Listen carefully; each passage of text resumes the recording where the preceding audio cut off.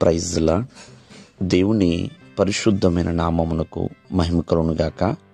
ప్రభు నామమున మీ అందరికీ హృదయపూర్వక వందనాలు. ఈ ఉదయకాలము దేవుని వాక్యాన్ని విందాం. ఇర్మియా గ్రంథము 31వ అధ్యాయము 10వ వచనము. ఇశ్రాయేలును చెదరగొట్టినవాడు వానిని సమకూర్చి గొర్రెల కాపరి తన మందను కాపాడినట్లు కాపాడునని తెలియచేయడి. ప్రియమైన వాళ్ళరా, మరి ఆ దేవాది దేవుడు మరి ఇశ్రాయేలు ప్రజలను సమకూర్చి కాపాడుతాను అని వాగ్దానం చేస్తున్నాడు. కావున ఇశ్రాయేలులు దేవుని యొక్క ఆజ్ఞలు పాటించక దేవునికి అవిధేయత కలిగి పాపము చేసి ప్రభువుకి దూరమయ్యారు. మరి దేవుని యొక్క కృప, దేవుని యొక్క కనికరము వారికి లేకుండా పోయిందండి.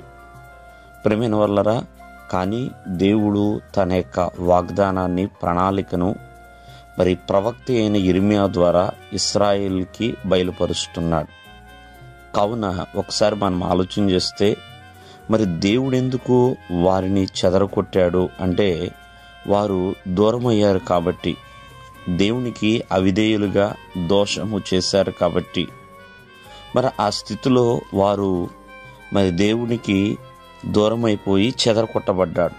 కానీ దేవుడు ప్రేమ కలిగిన దేవుడు కాబట్టి, కృప కలిగిన దేవుడు కాబట్టి వారిని నేను సమకూరుస్తాను అని వాగ్దానం ఇస్తున్నాడు.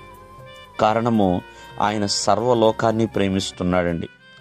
చెదరగొట్టబడిన వారిని క్షమించువాడు, సమకూర్చువాడు, మరలా వారి యొక్క స్వదేశానికి రప్పించాలని కోరుకుంటున్నాడు.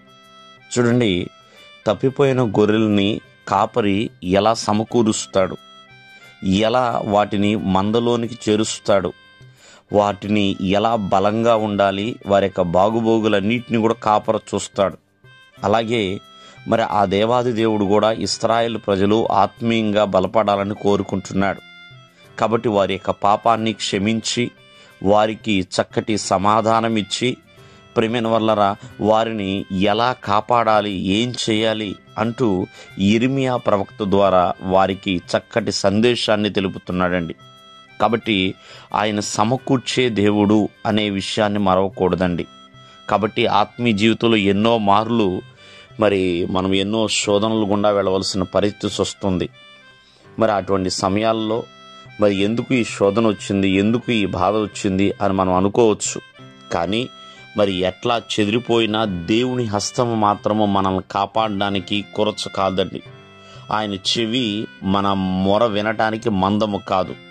ఆయన చెదరగొట్టిన సమకూర్చువాడు అనే విషయాన్ని మరవద్దు. దేవుడు మిమ్మను ఆశీర్వదించునుగాక. ఆమేన్.